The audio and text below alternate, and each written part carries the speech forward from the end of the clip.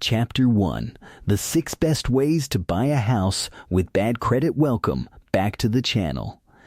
If your credit score is low, or you have collections, charge-offs, late payments, or hard inquiries sitting on your credit report, getting approved for a mortgage can feel almost impossible. A lot of people think bad credit means no house, but that is not always true. Mortgage lenders do look at your credit score, but they also look at your income, your debt, your down payment, your job history, your savings, and the type of loan you are applying for. So even if your credit is not perfect, there are still options that may help you buy a home.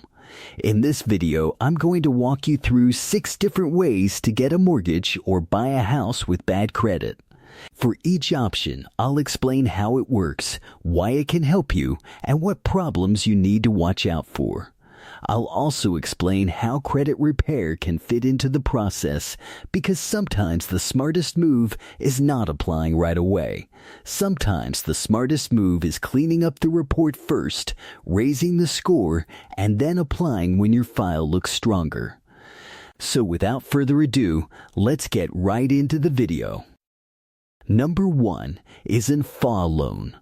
This is usually one of the best mortgage options for people with bad credit. And a FHA loan is backed by the government, which makes the lender feel a little safer approving borrowers who may not have perfect credit. At the time of recording this video, FHA loans can allow a 5% down payment if your credit score is at least 580. And if your score is between 500 and 579, you may still have a chance, but you may need around 10% down. Now listen carefully. Just because FHA allows lower scores does not mean every lender will approve you.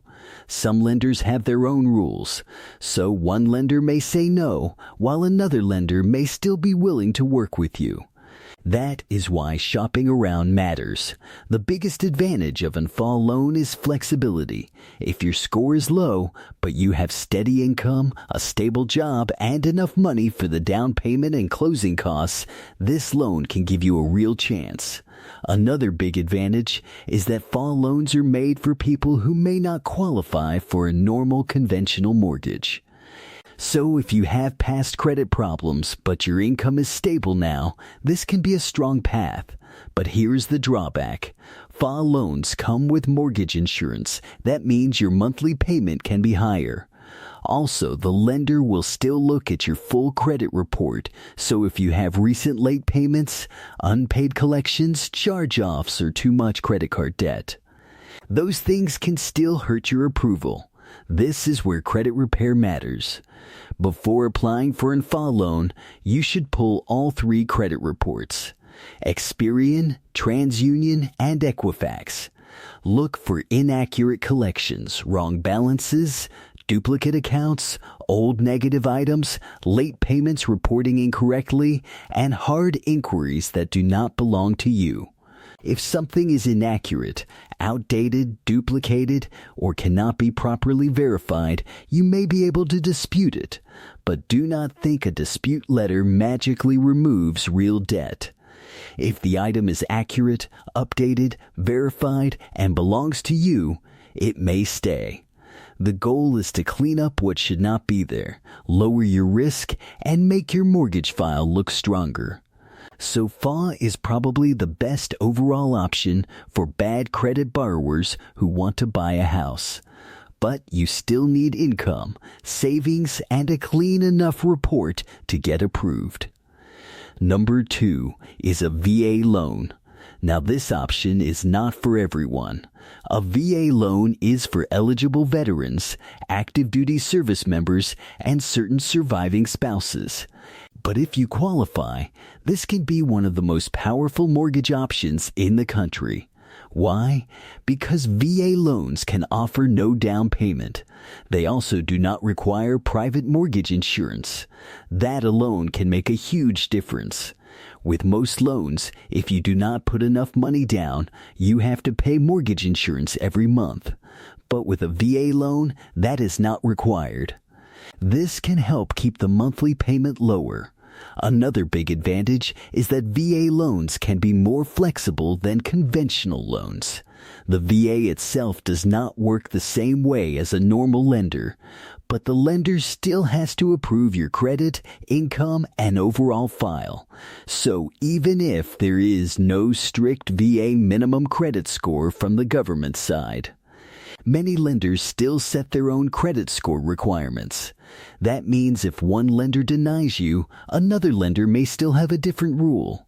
This is very important. Do not stop after one no. The biggest benefit of a VA loan is that it can help someone buy a house without needing a huge down payment. So if your biggest problem is cash and not income, this can help. But there are drawbacks. You must be eligible. You may have to pay a VA funding fee. And a lender will still care about your payment history. If you have recent late payments, open collections, or high debt, the lender may ask questions. They may want explanation letters. They may want to see that the problem is fixed. They may want to see that your current payments are on time. So if you are eligible for a VA loan, your first step should be getting your certificate of eligibility. After that, you should review your credit report before applying. If there are inaccurate negative items, work on them first. Because even with a strong VA benefit, a messy credit report can still slow down the approval. Number 3 is a USDA loan. This is another powerful option, but it depends on where you want to buy. USDA loans are made for eligible rural and some suburban areas. A lot of people hear the word rural and think it means the middle of nowhere. But that is not always true. Some areas outside major cities can qualify. The biggest advantage of a USDA loan is that it can offer no down payment for eligible buyers. That is a huge benefit for someone who has income but does not have a lot of savings. This can help people who want a home but are struggling to save 10%, 15%, or 20% down. USDA loans can also have competitive terms because they are backed by the government. But there are important limits. The home has to be in an eligible area. Your income has to fit the program limits. And the home has to be your primary residence.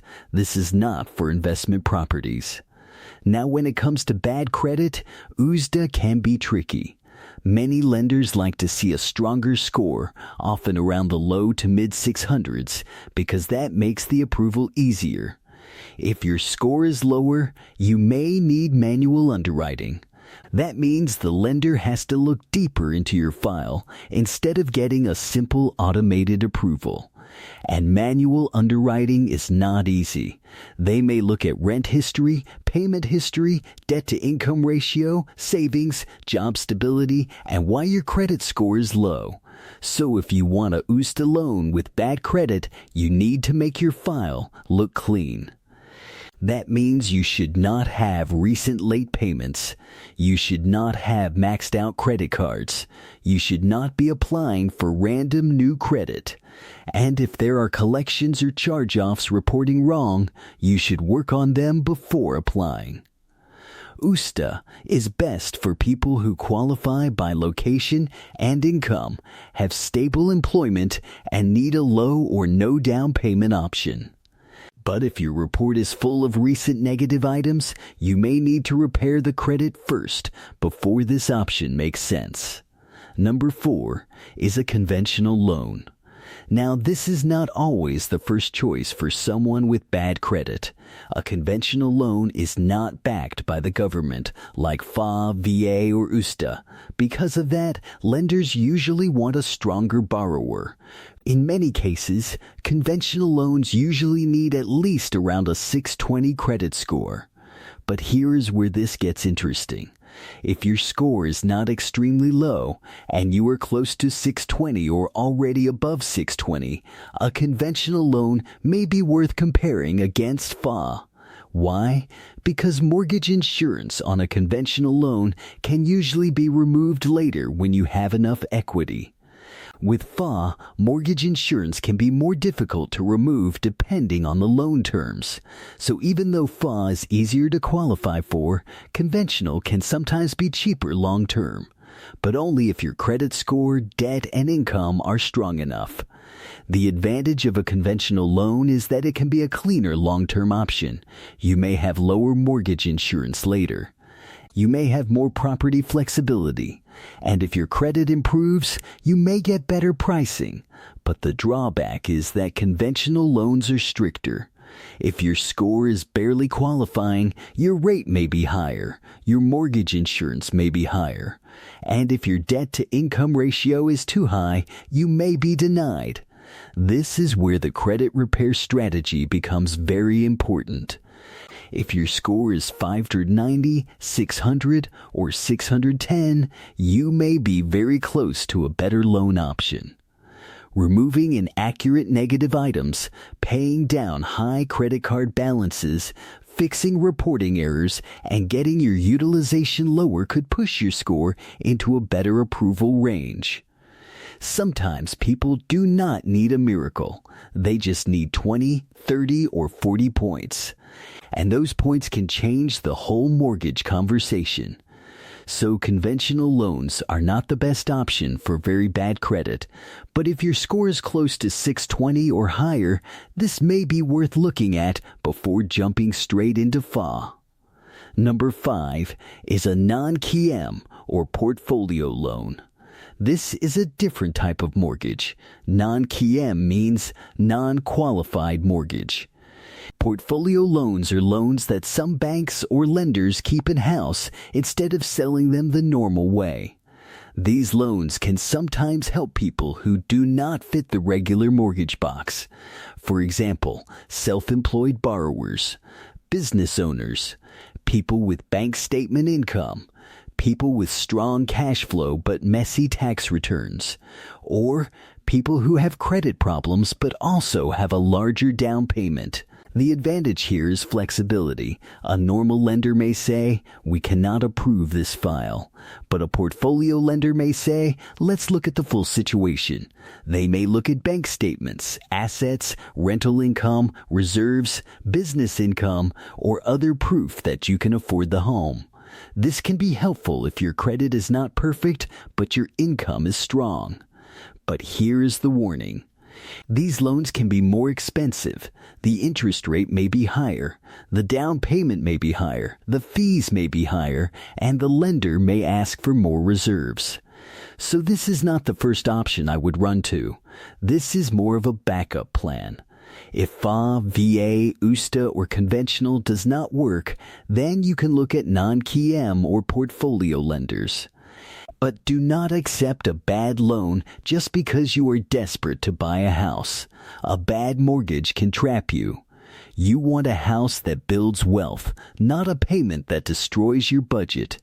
So if you go this route, compare offers carefully. Look at the interest rate, look at the APR, look at the fees, look at prepayment penalties, look at the total monthly payment, and make sure you actually understand what you are signing. Number 6 is the credit first mortgage strategy. This is not a loan. This is the process you use before applying for the loan. And for many people with bad credit, this may be the smartest option. Because sometimes the problem is not that you cannot buy a house. The problem is that you are applying too early. Your report is not ready. Your score is too low. Your credit card balances are too high. Your collections are still reporting. Your late payments are still hurting your profile. Your hard inquiries are making the report look risky. So instead of applying and getting denied, you fix the file first. Here is how the process works. Step 1. Pull all 3 credit reports, not just Credit Karma, not just one bureau. You need Experian, TransUnion, and Equifax. Mortgage lenders usually look at all 3, and they often use your middle mortgage score. So if one bureau looks clean but the other 2 look bad, that can still hurt you. Step 2. Find the negative items. Look for collections, charge-offs, late payments, repossessions, bankruptcies, hard inquiries, wrong personal information, duplicate accounts, and wrong balances. Step 3. Separate what is accurate from what is questionable. If something is accurate, current, verified, and belongs to you, it may not be removed. But if something is inaccurate, outdated, duplicated, unverifiable, or reporting wrong, then it may be worth disputing. Step 4. Lower your credit card utilization. This is one of the fastest areas that can change your score. If your cards are maxed out, lenders see risk. Even if you pay on time, high balances can hurt you. So before applying for a mortgage, try to get those balances down. Step 5. Stop applying for new credit. Do not finance a car. Do not open random credit cards. Do not apply for personal loans. Do not create new hard inquiries right before a mortgage. Mortgage lenders want stability. They do not want to see you taking on new debt right before buying a house. Step 6. Talk to a mortgage lender before making big moves. This is very important. Sometimes paying a collection the wrong way can update the account and create problems. Sometimes open disputes can create issues during underwriting. Sometimes the lender may want a certain item handled in a specific way, so do not guess. Get your report reviewed. Create the plan. Then apply when your file is stronger. This credit-first strategy is best for someone who is close to qualifying. Maybe your score is 540 and you need 580. Maybe your score is 600 and you need 620. Maybe your income is good, but your report has too many negative items. This is where credit repair, balance paydowns, and smart mortgage planning can make a big difference. Now that we covered all 6 options, let's compare them.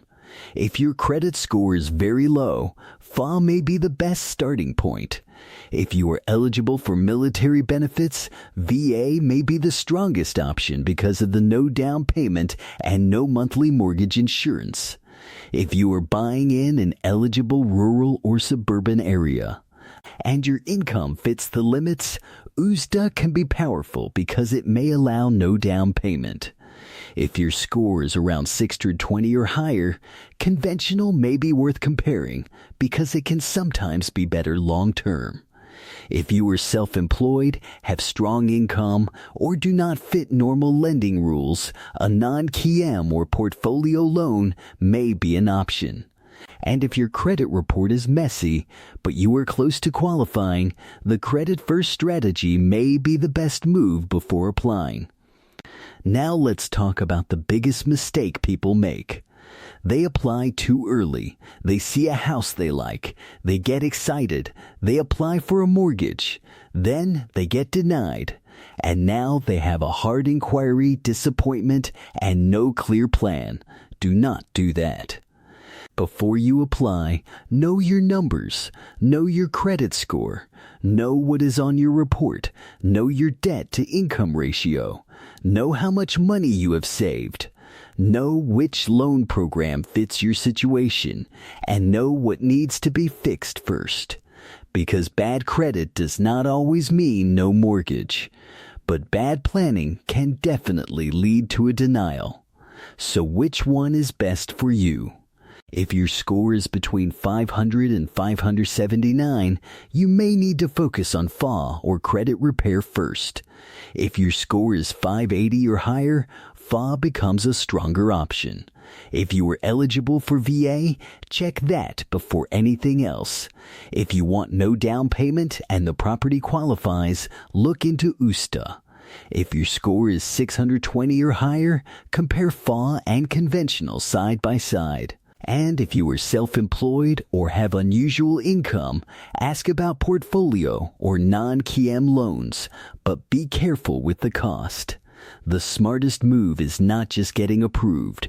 The smartest move is getting approved without overpaying for the house, the loan, and the interest. Because the goal is not just to buy a house. The goal is to buy a house and keep it. So before you apply, clean the report, lower your balances, save your down payment, avoid new debt, and compare multiple lenders. If you got value from this video, like and subscribe. And if you want me to make a full step-by-step video on how to clean your credit before applying for a mortgage, drop mortgage in the comments below. I'll see you in the next video.